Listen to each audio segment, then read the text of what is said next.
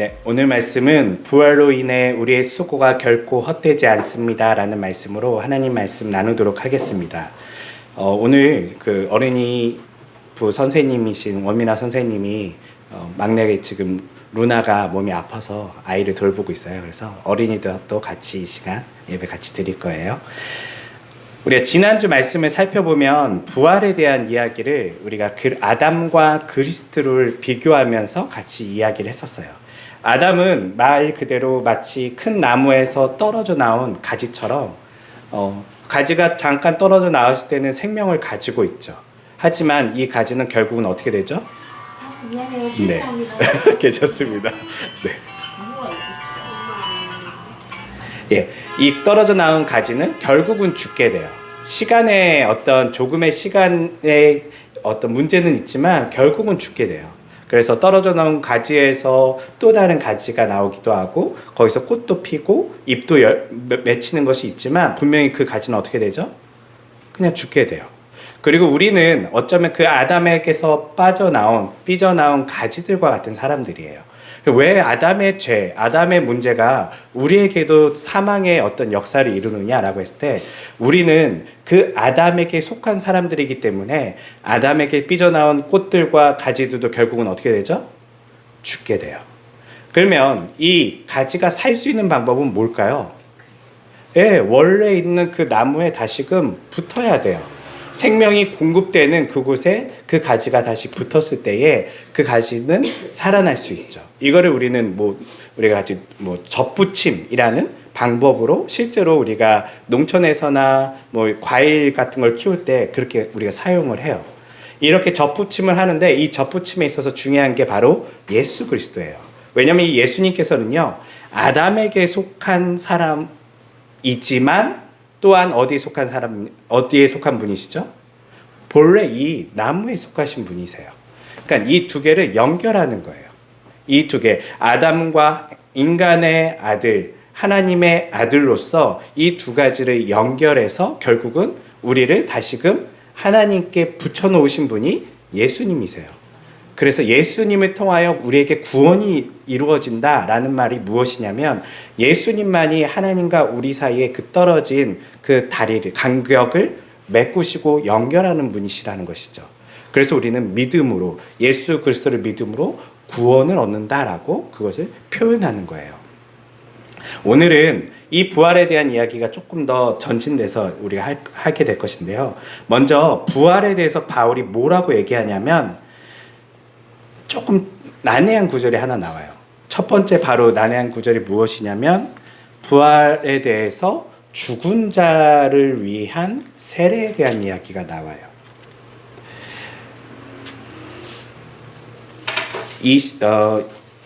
29절에 보면 만일 부활이 없다면 어찌하여 사람들이 죽은 사람들을 대신하여 세례를 받는 것입니까? 죽은 사람이 다시 살아날 수 있는 일이 결코 없다면 무엇 때문에 그런 일을 하는 겁니까?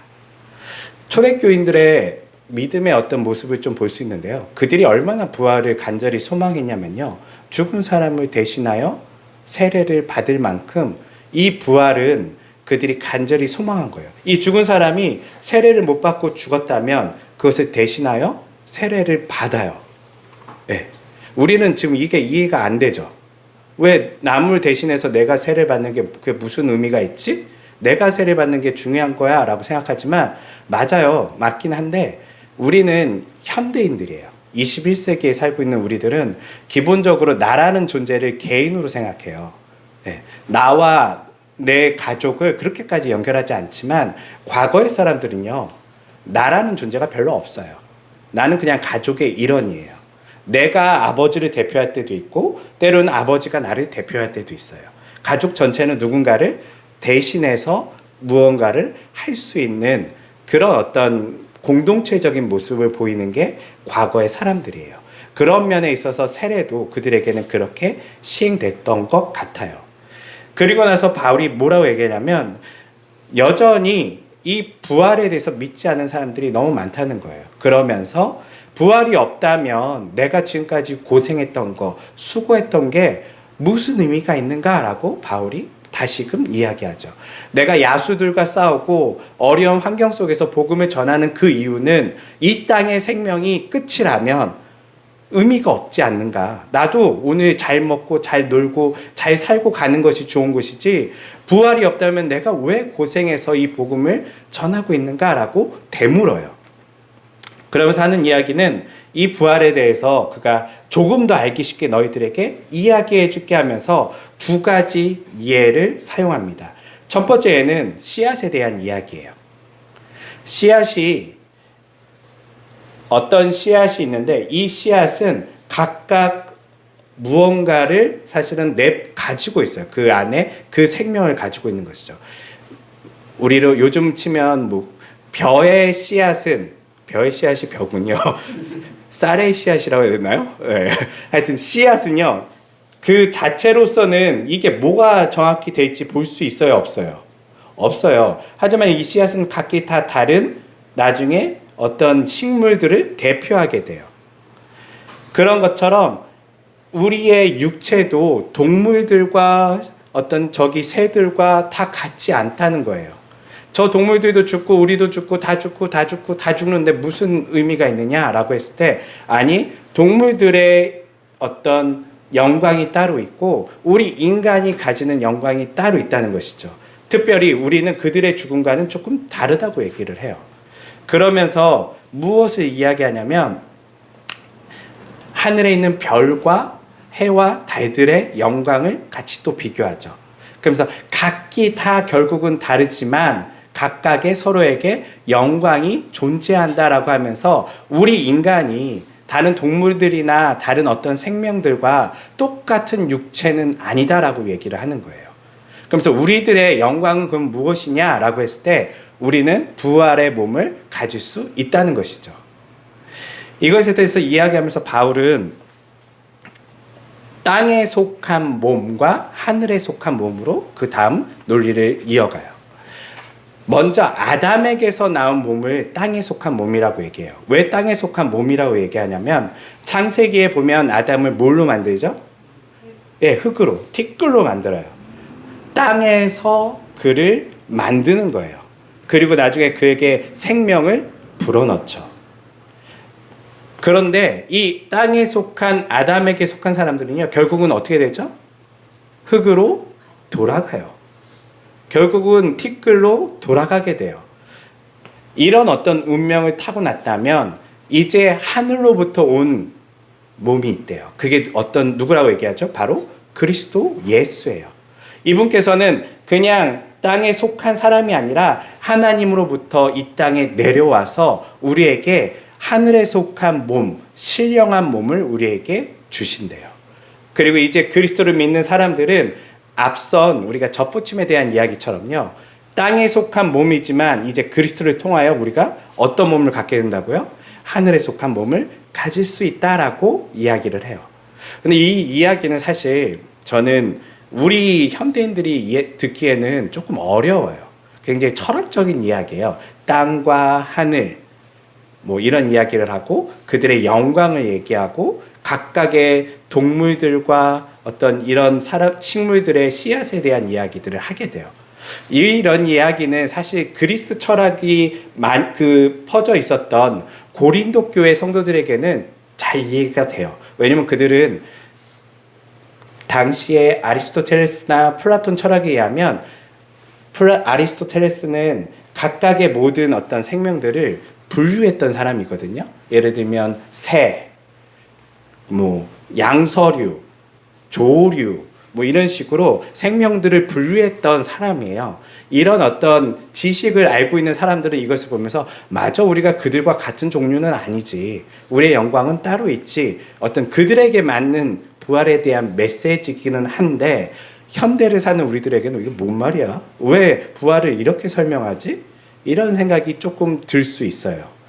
그래서 제가 여러분들께 오늘 이 바울의 이야기를 우리 현대인들이 이해하기 쉽게끔 한번 더 풀어서 이야기를 해보려고 해요. 먼저는 바울의 이야기의 관점에서 땅에 속한 몸, 하늘에 속한 몸처럼 우리도 사실은 다른 종류로 변할 수 있다라는 것을 우리가 사는 세상의 한 생명체를 보면 우리가 좀 알 수 있어요. 그 생명체가 뭐냐면 나비죠. 네, 나비. 자, 부활에 대해서 한번 생각해 봅시다. 부활을 과연 우리는 나비를 보면 와, 나비가 날고 있는 것을 보게 되죠. 근데 나비의 과거의 모습은 뭐죠? 애벌레예요. 여러분들 길에서 애벌레를 보시면 기분이 어떠세요? 벌레. 어우, 징그럽고 아우 그 싫죠. 애벌레가 여러분 몸에 붙었다고 생각해 보세요. 생각하기도 싫죠. 나비는요? 나비도 약간 무섭긴 한데 그래도 그렇게까지 싫지는 않아요. 그런데 나비하고 애벌레하고 같은 연장선에서 속해 있는 걸 우리가 알고 있죠. 인간은요, 마치 이 애벌레와 같아요. 이제 우리식대로 이 바울의 이야기를 우리의 어떤 이해하기 쉽게끔 부활을 한번 설명해 보는 거예요. 애벌레는요, 알에서 깨어난 이후에 열심히 뭘 먹고 사냐면, 뭘 먹죠? 우리 초등학생, 우리 중학생들? 풀을 먹어요. 잎을 먹어요. 그걸 갉아먹고 살아요. 계속 기어다니면서 그걸 갉아먹고 사는데, 우리가 그 애벌레를 계속 쳐다보지 않으면 그냥 애벌레는 저렇게 살다 가나 보다 라고 생각할 수 있지만요. 나중에 이 애벌레가 어떻게 되죠? 네. 번데기를 만들어요. 열심히 먹다가 갑자기 이제 어느 때가 되면 번데기를 만드는데요. 번데기를 만들고 보면 그 번데기 안에 애벌레가 있어요, 없어요? 없어요. 우리 초등학생들, 우리 중학생은 알 거예요. 번데기 안에서 무슨 일이 일어나죠? 애벌레가 녹아요. 애벌레가 다 녹아버려요. 우리는 번데기를 열어보면 거기서 애가 막 이제 날개를 만들고 있고 애벌레가 뭔가 거기서 뭔가 변신을 화장하듯이 뭔가 변신할 것 같죠? 아니요. 번데기 안에서는요, 어떤 일이 일어나냐면요, 그 번데기 안에서 모든 그 애벌레의 형체가 녹아버려요. 액체 상태로 완전히 녹아버려요. 죽어버리는 거예요. 그리고 다시 그 번데기 안에서 다시 재조립해요. 재조립해서 뭘 만드냐면 나비를 만드는 거예요. 네. 이 세상에 하나님께서 만드신 그 미물이죠. 작은 곤충에서도요, 부활의 흔적이 남아있어요. 애벌레만 보면 저게 어떻게 나비가 됐지? 애벌레와 나비의 연속적인 모습이 하나도 안 보이는데요. 애벌레가 완전히 분해되고 나면요, 그 분해된 그 번데기 안에서 나비로 새롭게 생명이 만들어져요. 이게 완전히 새롭게 변하는 거예요. 그냥 업그레이드 정도가 아니라요, 애벌레를 완전히 녹여버려요. 녹이고 그 안에 있는 DNA나 여러 가지 그런 것들을 통해서 다시금 그 재료들을 재조립해서 나비로 만들어요. 이게 생명의 놀라운 신비이죠. 부활의 몸은 이와 사실 비슷해요. 우리는 이 땅에 살면서 애벌레처럼 살아가죠. 애벌레처럼 우리는 풀을 먹고 잎을 먹으면서 부지런히 살 거예요. 열심히 사는데 이 애벌레가 나중에 어떻게 되죠? 번데기를 이루는 것처럼 결국은 우리도 관 속에 들어가게 됩니다. 예. 우린 죽은 것 같아요. 밖에서 보면 관을 열어봤더니 다 썩었어요. 다 죽었어요. 끝났나 보다. 끝났을까요? 아니요. 하나님의 놀라운 생명은요, 그 티끌이 된, 먼지가 된 그 흙을 통해서도요, 새로운 것을 재조립해서 이제 땅에 기어다니는 생명체가 아닌 하늘을 날아다니고, 이 나비는 또 뭘 먹죠? 꿀을 먹어요. 잎을 더 이상 먹지 않아요. 완전히 새로운 종으로서 바뀌게 되는 거예요. 이 곤충만 그럴까요? 이 곤충은 가능한데 하나님께서 사랑하시는 우리 인간은 과연 어떻게 변할까요? 저는 이렇게 생각해요. 나비에게 그러한 영광이 있다면 그 애벌레가 나비로 변하고 놀라운, 어떻게 보면 나비의 삶이 완전히 바뀐 거잖아요. 애벌레의 삶이요. 풀을 먹고 땅을 기어다니던 녀석이 이제 하늘을 날아다니고요. 이제 땅에서 그렇게 지저분하게 살지 않아요. 꿀을 먹으면서 고귀하게 살아가는 모습을 볼 수 있죠. 나비를 그렇게 창조하셨다면 인간은요. 두 번째는 우리가 한 영상을 보고 제가 또 나누도록 할게요.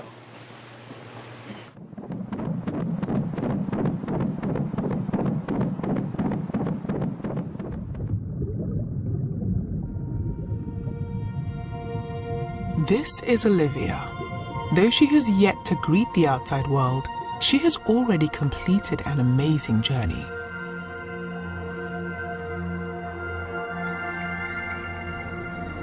This is the moment that life begins. A new human being has come into existence. At fertilization, her gender, ethnicity, hair color, eye color, and countless traits are already determined. She begins to implant in the uterus about 1 week after fertilization. Her cells organize into what we call an embryo. At 3 weeks and 1 day, just 22 days after fertilization, Olivia's heartbeat can be detected.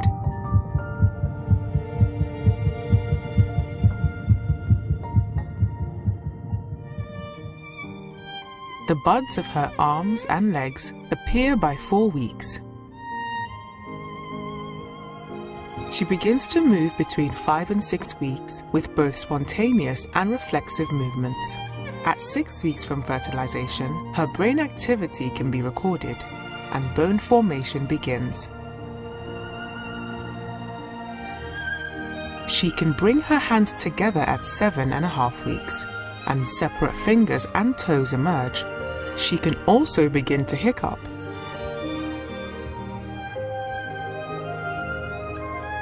At the beginning of the 9th week, Olivia will have grown from a single cell into nearly 1 billion cells, and she is now called a fetus. She will suck her thumb and swallow, grasp an object, touch her face, sigh and stretch. At 11 weeks, she is playing in the womb, moving her body and exploring her environment. Her taste bud cells have matured by week 12 but are still scattered throughout her mouth. Her mother will first sense Olivia's movements between 14 and 18 weeks, an event called quickening. Beginning at 18 weeks, ultrasounds show speaking movements in her voice box. Around 20 weeks, with a lot of help, babies have survived outside the womb. At 27 weeks, her eyes are responding to light. She can recognize her parents' voices and will even recognize lullabies and stories. Olivia has gone on an amazing journey during these last 9 months. She will soon signal to her mother that it is time for delivery and greet the outside world.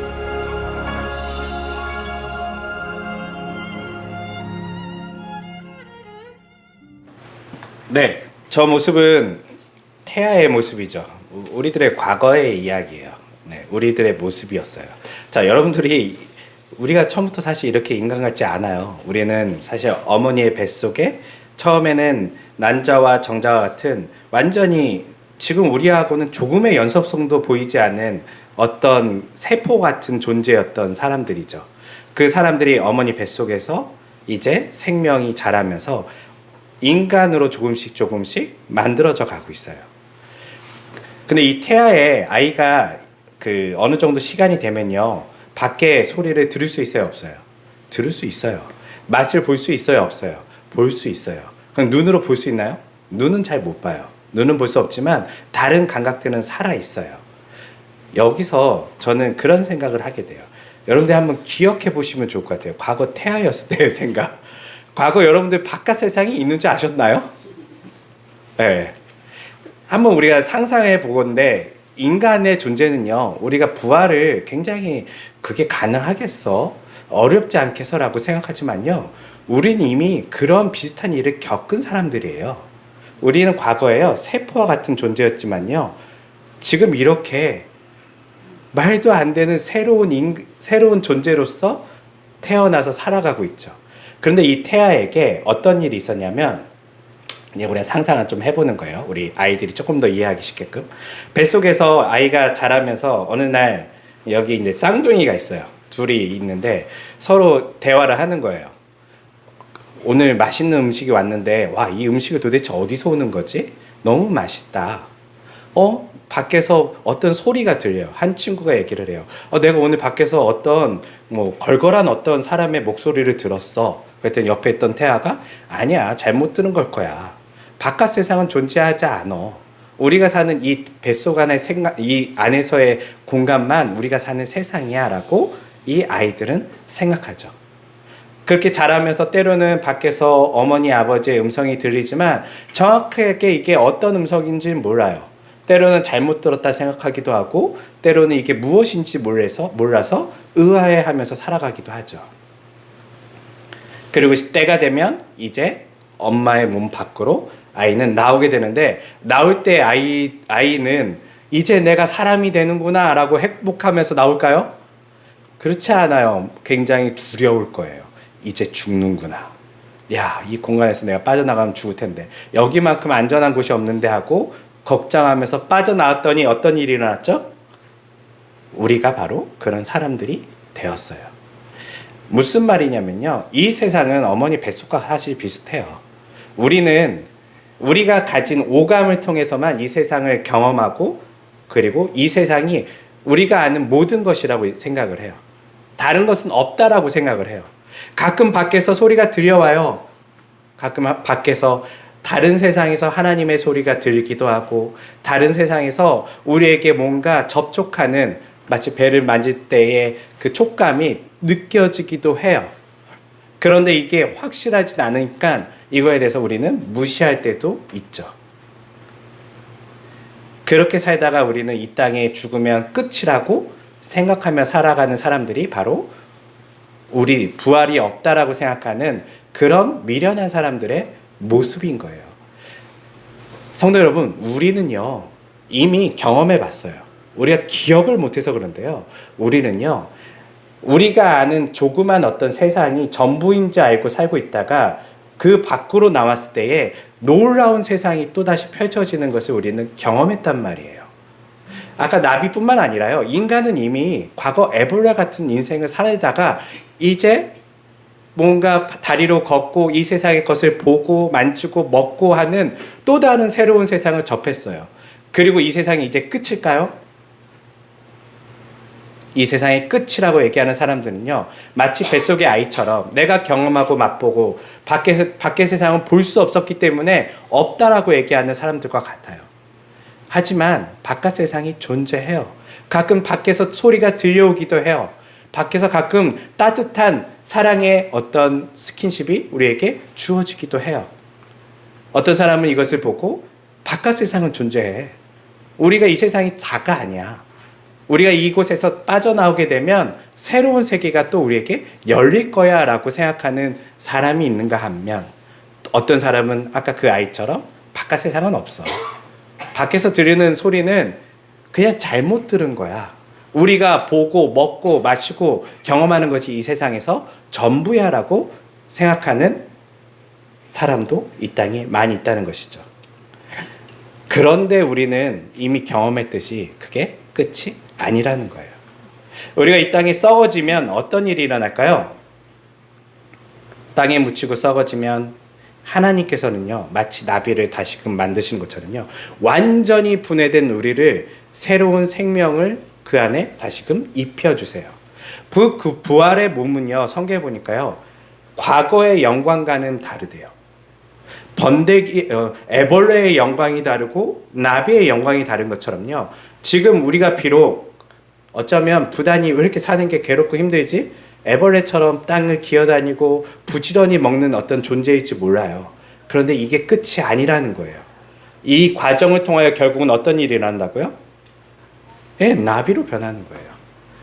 우리도 이 인생의 고달픈 과정들을 통하여 무엇이 일어난다고요? 부활이 일어나는 거예요. 그 부활의 몸은 과거에 우리가 살던 것과는 완전히 다른 방식일 거예요. 물론 연속성은 있어요. 과거에 애벌레가 있었기 때문에 나비가 존재하죠. 애벌레 없이 나비가 존재하지 않아요. 심지어는요, 이 애벌레의 기억을요, 이 나비가 가지고 있대요. 여러분들은 어떠세요? 태아할 때의 기억을 가지고 있으실까요? 있어요, 사실은요. 기억이 안 나서 그렇지 어딘가에 있어요. 아까 나오잖아요. 아이가 그때부터 메모리한다, 기억하기 시작한다. 네, 다 기억이 있어요. 다만 우리가 기억이 안 날 뿐이에요. 우리가 하나님 나라의 새로운 육체를 입었을 때 우리는 그런 상상을 해보면 좋을 것 같아요. 지금과는 비교할 수 없는 영광의 모습으로 바뀌는 거예요. 애벌레가 나비가 되듯이요. 그런 관점에서 부활이, 바울은 이렇게 얘기해요. 죽음아, 너가 그렇게 당당하게 우리에게 말하던 것은 어디 있느냐? 너가 우리를 쉽게 그렇게 겁박주고 죽였던 그 힘은 어디 있느냐? 이렇게 부활을 굉장히 조롱해요. 왜요? 부활 때문에. 너가 이 세상에서 우리를 찌르고 죽이고 어떻게 한다 할지라도 우리는 그 과정을 통해 오히려 새로운 생명으로 거듭날 거라는 것을 바울이 설명하면서 죽음을 조롱해버려요. 그러면서 바울이 마지막에 우리에게 당부하는 것은 무엇이냐면 57절, 58절 같이 읽어볼게요. 네.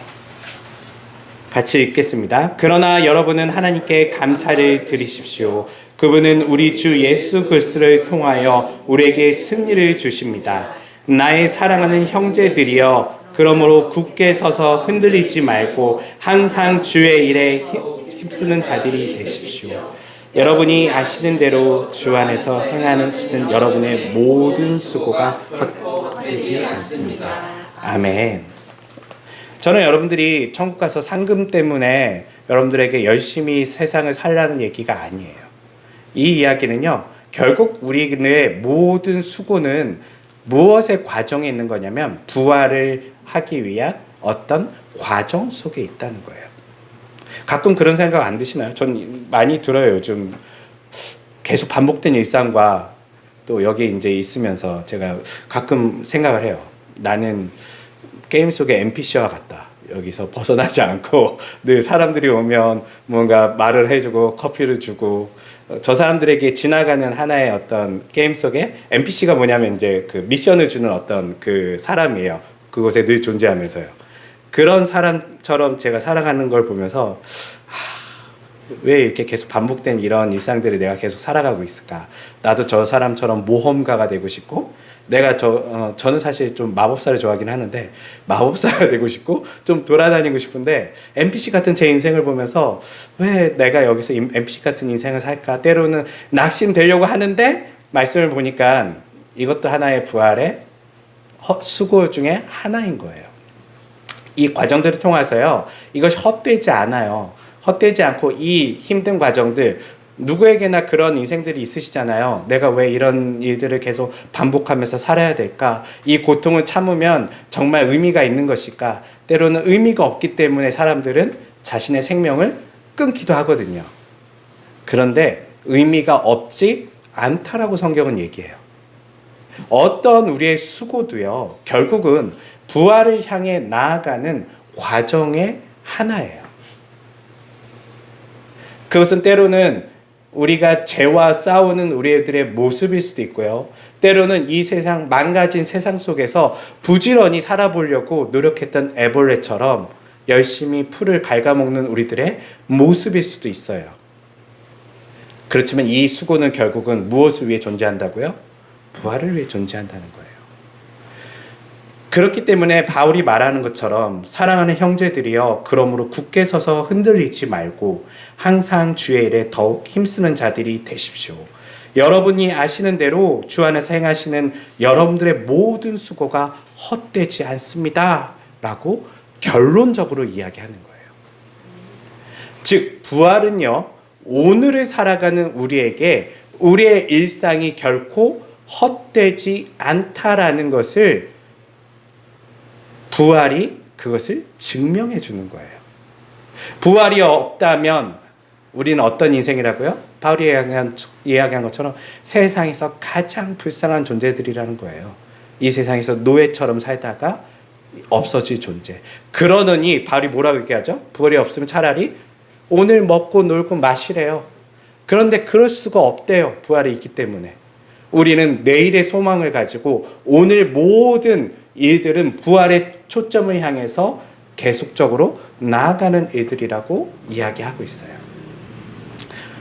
오늘의 아픔이 있고, 오늘의 기쁨이 있고, 오늘의 절망이 있고, 오늘의 슬픔이 있어요. 이 모든 것은 그냥 헛되이 이 세상에서 경험하는 것이 아닌 결국 무엇을 향해 가는 거라고요?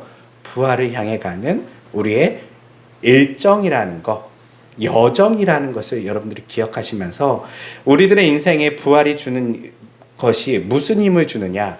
오늘 나에게 나의 일상의 의미를 확고하게 잡아준다는 것을 여러분들이 꼭 기억하시면서 힘들 때마다 뭘 생각하셔야 될까요? 예, 부활이에요. 내가 여기서 이렇게 살 인생은 아니지. 비록 오늘 나는 애벌레처럼 기어다니지만 오늘 굉장히 남들이 보기에는 아무것도 없는 사람 같고 남들 보기에는 아우 징그러워 하는 사람 같지만 결국 나는 뭐가 될 거라고요? 나비가 될 거예요. 네. 윤도현 노래 나비처럼 네. 여러분들의 인생은 여기서 끝이 아니에요. 결국 우리는 새로운 생명과 새로운 몸을 주신 하나님을 찬양하면서요. 오늘의 하루를요. 의미 있게 사용할 수 있다는 것이죠. 우리 어린이들에게 한번 질문해 볼게요. 여러분들이 오늘 공부하고 열심히 배우고 살아가잖아요. 왜 열심히 공부하세요? 좋은 직업을 갖기 위해? 네, 좋은 직업을 가지면 좋아요.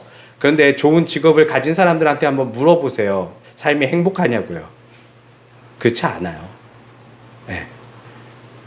우리는 결국 무엇을 위해 오늘 하루 열심히 살아갈까요?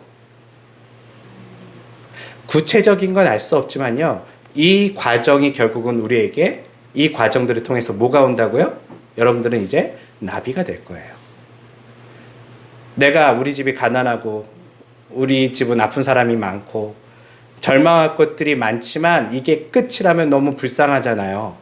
아니에요. 하나님께서는요, 우리를 그렇게 아주 그런 존재로 창조하신 분이 아니세요. 하나님은 이 작은 나비도요, 영광스럽게 만드신 분이시고요. 하나님의 형상을 가지고 창조하신 우리 인간의 영광은 얼마나 더 대단할까 우리는 상상하면서 오늘 하루를 이겨내고 또 그 부활을 바라보면서 살아가는 것이 우리들의 그리스도인들의 모습이라는 것이죠. 결국은 이 말씀을 들은 초대교인들은요, 죽음을 이겨요. 그들은 죽음 앞에서 굴하지 않고요. 그들은 세상의 겁박 아래서도요, 굴하지 않고요. 예수 믿으면 직장도 뺏기고, 예수 믿으면 고난을 받고, 예수 믿으면 가족이 죽임을 당하고, 예수 믿으면 모든 것을 잃는다 하더라도요, 그들은요, 거기서 굴하지 않아요. 뭘 믿었기 때문에? 부활을 믿었기 때문에. 오늘날 사는 우리 그리스도인들은 왜 이렇게 비겁할까요? 왜 이렇게 겁이 많을까요? 우리 안에 뭐가 없기 때문에? 부활에 대한 소망이 없어서 그래요.